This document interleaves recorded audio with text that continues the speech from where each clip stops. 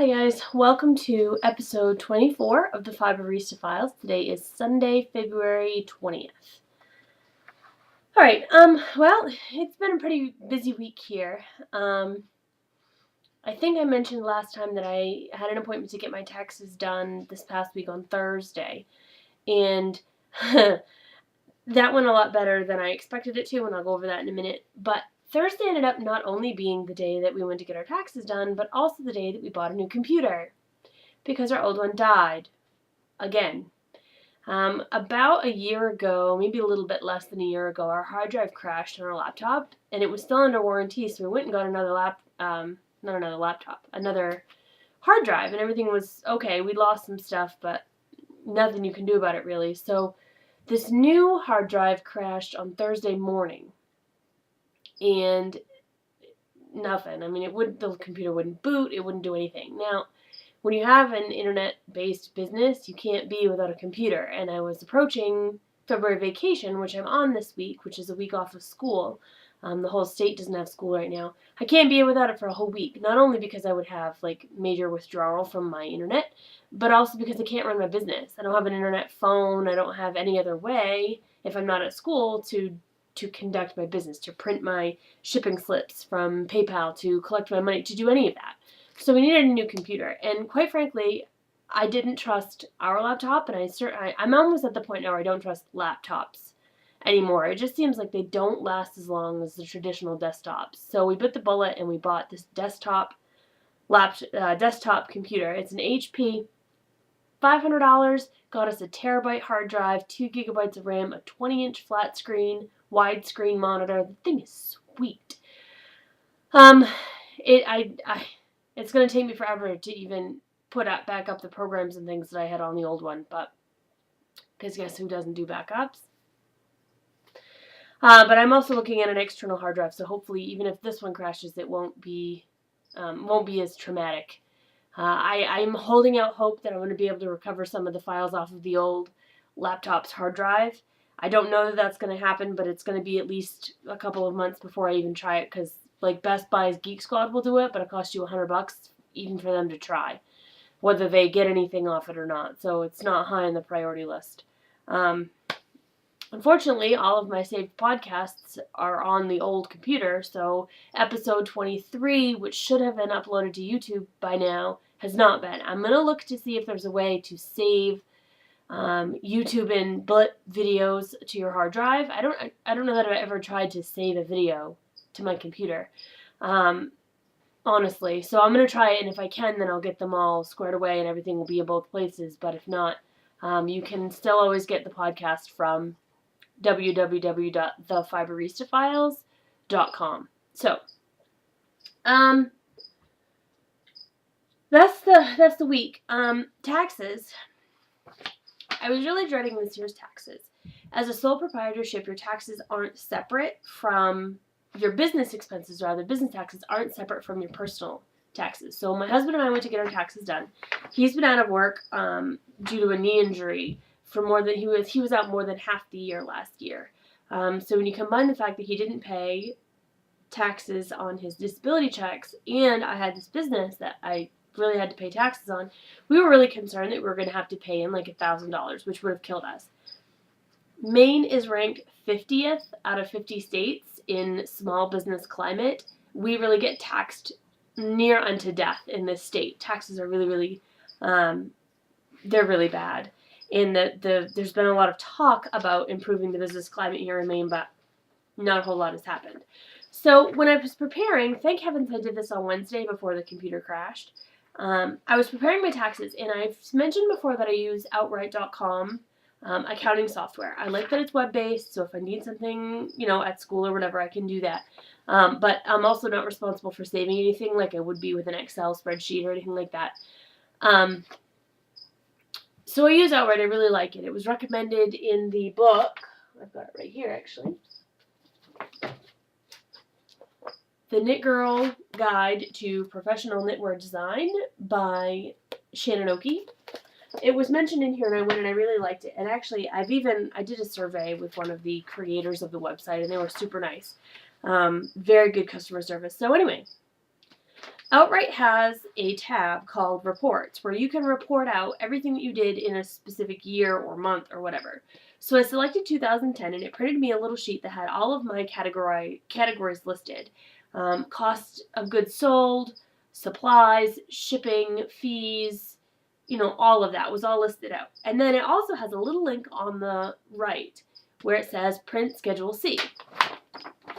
Schedule C is the thing in the state of Maine that I think it's IRS, not just Maine. Anyway, Schedule C is what you do for business. It's a 2-page sheet. This wasn't perfect. There were a couple of things that I couldn't get on the Schedule C. For example, depletion is one line right here that I couldn't get it to say anything. Depletion means, do you have equipment that you're using for your business where the value of that is basically depreciating over time? My spinning wheel totally counts. Last year when I first did it, they asked me, do you have any tools that you use specific for your business? And I said, well, my spinning wheel cost me like $500. And they said, okay, well, you can actually, the value of that spinning wheel depreciates over, you can claim it for up to 5 years. Last year, I think it depreciated like $85. This year, they said it depreciated in value $155. That's ridiculous. It doesn't matter what reality says. That's what the little formula says. So I got to, when I actually had the tax preparer go over this, I'd mentioned, and of course we'd gotten our taxes done there last year, so it was already in the system, and so it showed us that we had that depletion and whatnot. And also there was a line there for other expenses. And when you set up Outright, you can use their default categories or you can add your own. Now, shipping expenses is not a category that they have. I don't know if that counts for them under regular business office supplies or what, but I wanted a separate category so I could see what I was paying for shipping. Boxes I get free, but all the stuff I pay to USPS, deliver confirmations, actual postage, all that stuff counts in shipping costs. So we put it under other expenses. Just there's a place on there when the tax preparer does it for them to write in what it is. So that was in the other expenses, which was a line I was kind of like, I don't know if that's where it's supposed to be, but they said that wasn't a problem. They did say, and it was something that I hadn't thought of, was that there's a category in here for fees, and in there I put all of my PayPal and Etsy fees because they do take a percentage of my sales. So I claim those fees, obviously, on my Schedule C. But one thing that I hadn't thought of was that all of my vendor fees, all of the shows that I do, Fiber Frolic, Fiber Mania, Fiber College, all of those shows, the vendor fees totally should go on here. So this year they will be listed in my money out section of Outright as a fee, and hopefully I can limit my tax liability. We actually got this down. I bought a bunch of stuff right before the end of the year for supplies that I put under cost of goods sold. I got my profits down to $55 on the year, and they say that the IRS wants you to make forward progress. It doesn't have to be a lot, but it needs, you can't claim that you haven't made any money for 5 years, otherwise they'll basically audit you and say what the heck's going on. I made $55. Last year I had like a $200 or $300 hole that I was trying to get out of, or 2009. In 2010, $55 profit. Now there was way more than that, but you do what you can to make it look less impressive. So that's that. My taxes are done. I ended up getting back, I think all said and told, we're going to end up we're getting money back from the federal government and having to pay into the state, and it's going to wash out to be about $30 or $40 on the plus side for us. So maybe we'll go out to dinner with our entire tax return. That's about all I can say about that. Let's see. Dye pots this week. I've got stuff in the dye pots right now, so if the timer goes off, I'm going to have to go run and get it. I'm doing up some more Intention yarns. I did the winner of Intention yarns giveaway. They won a skein of yarn, and actually it was really cool because she let me choose. She picked 2 colorways that she liked and said, pick one and surprise me, which I love to do. I love when people trust to just let somebody do that. I picked a skein, and I'm not going to mention it until she gets it, but I mailed that out on Saturday. So she should be getting her yarn soon, so yay for that. I'm definitely going to have more contests. I had a lot of fun with that last one.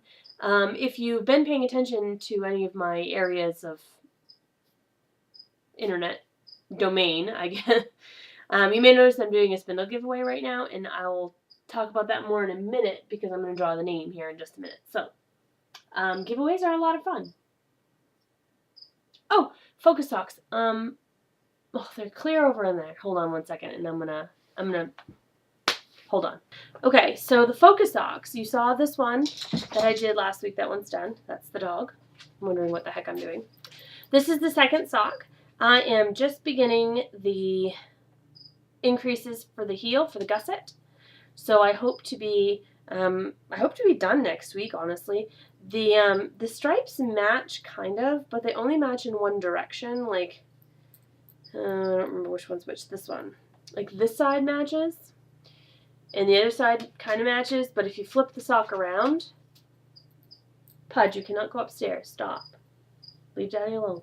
If you do it this way, they don't match up the same. Of course, it's going to make a liar out of me, but if you look at it closely, the stripes match one way and they don't quite line up the other.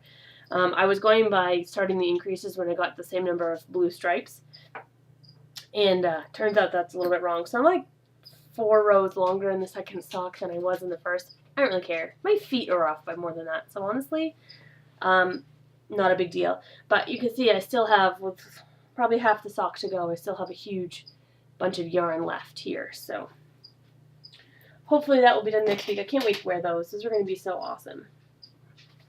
Let's see. Oh, I've been mentioning the last several weeks about new podcasts that have been coming out, and I watched them this morning. I absolutely have to give you the link for it because I am enthralled. The podcast is called Dramatic Knits, and it's a guy named Steve who is a knitter and also an English teacher, as I am. So it's a lot of fun to listen to him. He's fabulous. He's a little bit snarky, which I love.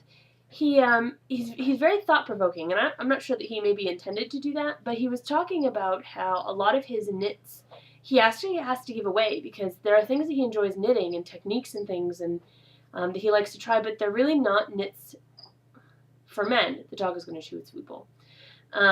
Sweaters that have interesting construction and lace shawls and things like that really aren't knits for men. And it's too bad that he works so hard on a project and then has to give it away. He can't enjoy it because it would be weird for him to walk around in a lace shawl. That really has got me thinking about the elements of design and now my husband's upstairs crawling around, about designing and specifically designing for men. And really, are we doing male knitting a disservice? Do we just not think about male knitters because they are a minority? This has really started to get me thinking about designs and my designs specifically and I don't know if it's going to be a new direction for me in design or if it's just something I'm going to keep in mind while I create designs. But I'm really interested with that idea that men get the short shrift in knitting because we are a woman-centric craft. And I don't know, I think that's too bad. So definitely, his name is Steve. He's linked in the show notes down below, so go check his podcast out. It's Dramatic Knits. And I'm really looking forward to seeing more from him. Let's see. I'm sorry my voice is gravelly. My students managed to give me a sinus infection right before vacation. Like, I really felt horrible about 4 hours into my break. So, I'm not messing around. I'm going to the doctor tomorrow morning, and I'm going to get the biggest antibiotic possible and hit this thing hard because I hate being sick over break. Alright. So before I do the spindle giveaway winner, I wanted to do a quick book review since I just mentioned the podcast. I've been looking at this book for the past couple of weeks. It's called The Handbook of Natural Plant Dyes by Sasha Duerr, D-U-E-R-R. I might be butchering that. This book was given to me. I didn't buy it. I probably wouldn't have bought it. Natural dyes is something that intrigues me in a purely academic way. Although natural dyeing is something that I'm very intrigued by, it's not something that right now is very practical for me. although we live in Maine in the middle of nowhere, I live right in town. We don't have a lot of land. What land we do is mostly shady, so not really good for growing things.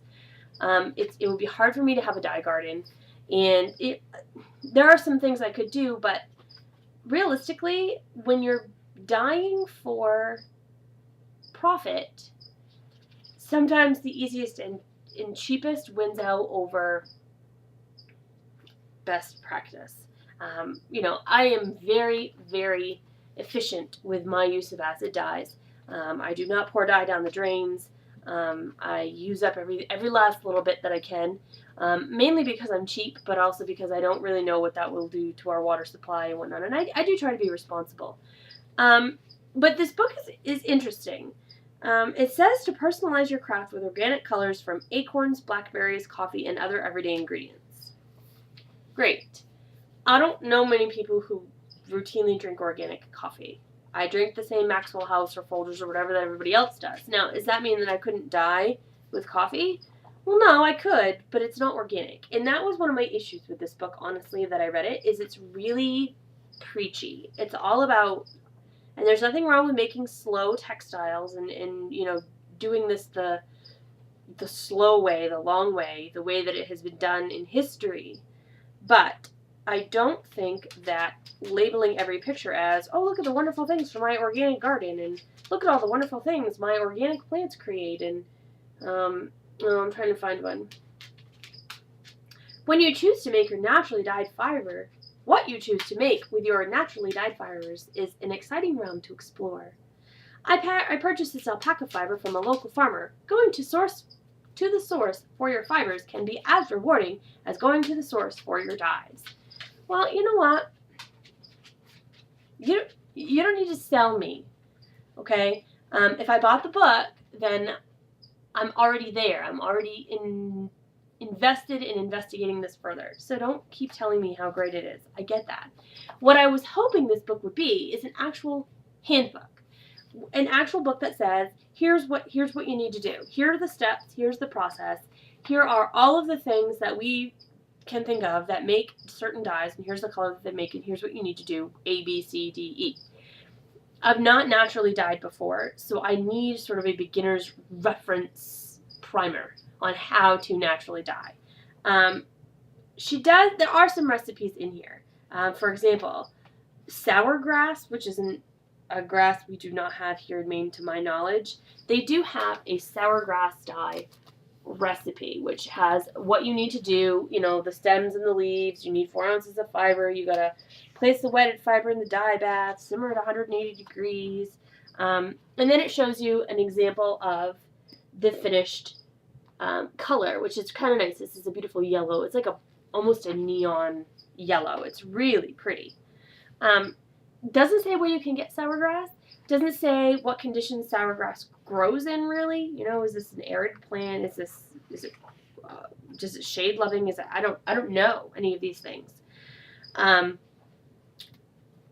It did say that, what does it say on the cover? Other everyday ingredients. Sour grass, obviously not an everyday ingredient. Neither is the other ones that she mentions in detail. Fennel, Japanese maple leaves, fig leaves. I don't know, honestly, that I've ever seen a fig leaf before. However, I'm complaining a lot about this book because it doesn't have everything I need. And maybe that's my bad. Maybe I shouldn't be expecting this book to do it all. It does do a couple of things really nicely. And one of the things it does that I love is this. This is an example of the four main colors that you can get with a specific natural dye. For example, this one is acorn. And this goes on for 2 pages. Every dye, it shows you 4. And they're numbered 1, 2, 3, and 4. And it says basically that 1 is the color that you would get with no mordant. Okay? 2 is the color you would get with an alum mordant, which alum is the common mordant. 3 is the color that you get with an iron mordant, and 4 is with an alum mordant and an iron after mordant, which I don't know what that is. But you can see that some of these give you a really broad range of colors, and some are quite bright. I was a little surprised at how bright some of these were. I do think that the colors together go with each other beautifully. So if you were to do, 4 skeins of yarn and did each one with the same dye but in different with different mordants, I think they would all go together really cohesively. I think they would look fantastic together. And that's pretty cool. Olive leaves can give you this like tealy blue and stuff. I mean, there's some pretty colors in here. I might try these. One of the things that they have in here is acorns and blackberries, which we do have here in Maine. I might try it. We'll see how much it costs to get the alum and iron mordants. I'm not going to spend a whole heap of money on this. They're not as color fast. Some of them like expire, like as they get in the bright light and stuff, they will actually fade. Oh, there's my timer. Give me 1 second to go get my dyes out of the oven. All right, so does anybody know of a better beginner resource for naturally dyed, for natural dyes? I know that there's a company called Earth Hues that uses, that basically gives you powdered natural dyes, and you can just, you just use alum, and all the work's done for you. You don't have to soak the leaves and stems overnight and strain them out and do all that. It's an idea. At fiber festivals, people always ask me if I use natural dyes, and I always have to say no, and I feel like there's a market for that and people want that, especially where I'm in the Highlands of Maine, and Maine is this reputation for being this great natural state. Oh, hi, Zed. So we'll see. It's not maybe on the list for this year. This is Zed. He's my baby. But maybe next year, maybe that'll be my goal for 2012, is to develop a line of naturally dyed fibers and yarns. Hi, baby. Other people have their dogs show up. My dog is not interested in me. He's only interested, the only people who are interested are the cats. This is getting fur everywhere, so I need to let him go. So, say goodbye, Zed. He weighs 21 pounds. He's my baby. Are you good? You have to get down. No, you have to get down. You have to get down. Thank you for saying hello. Go away. Oh, I don't know if you guys saw it. My hair's a mess. Not my hair, but this is my pin today. I don't know if you can see that it says, "Hello, my name is Awesome." A couple of you might get that. Get out of the dog's butt. I mean the cat's butt, please. Jackson, go later. Do you want to come say hi too? Are you jealous? Come here. Come on. Up. Oh, hi, Jackson. Hey, say hi to everybody. Look, over here. Oh, hi, everybody. No. That's the cat and that's the keyboard. Say hi. Say hi. Are you done? I don't want to get slobbered. You need to go away. I need to draw a winner for this for the spindle contest. Is that okay? Do you want to draw the name? I guess he'll help, maybe. No, don't eat it. No, you're eating the hat, stupid. That's not... Dumb dog, get down. You want to see who wins? Alright, so there's this giveaway right now on my blog, highlandhandmaids.com, for a hardwood spindle made from locally and ethically harvested, it's not curly, it's bird's eye maple.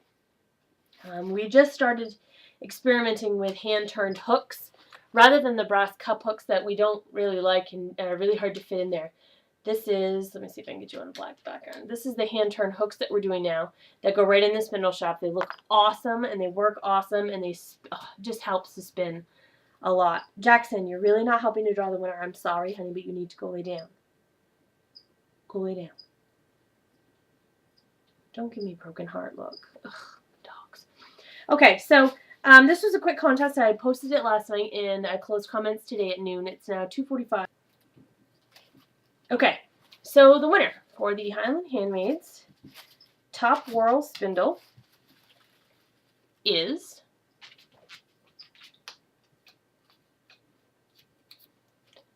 I don't know if you guys can even see that. It says Amy Green. Amy Green, you have won the Highland Handmaids Spindle. If you can email me with your mailing address, email that right to heather@highlandhandmaids.com. I will get that spindle right out to you. Thanks everyone who participated. There were a lot of people I really would have loved to have given that spindle to. Leslie and Lala both entered, which I love. Lynxie, I know you need one, honey. I will try and get some up in the shop for you. These spindles spin great. It's a heavier spindle. It's almost, I want to say, 2.5 ounces, which is really heavy, but it's great for plying and it's great for beginners, and they spin forever, which is awesome. Maybe not for beginners, but for pliers, definitely. All right, that's pretty much all I've got for this week. The last thing I have really is a question. I'm about to, in the next couple of days, start dyeing up what remains in my dye cabinet. I ordered some more fiber and dyes this week, and I need to make room. So I'm dyeing everything that I've got, pretty much. And I'm going to be dyeing some lace. So here's the question.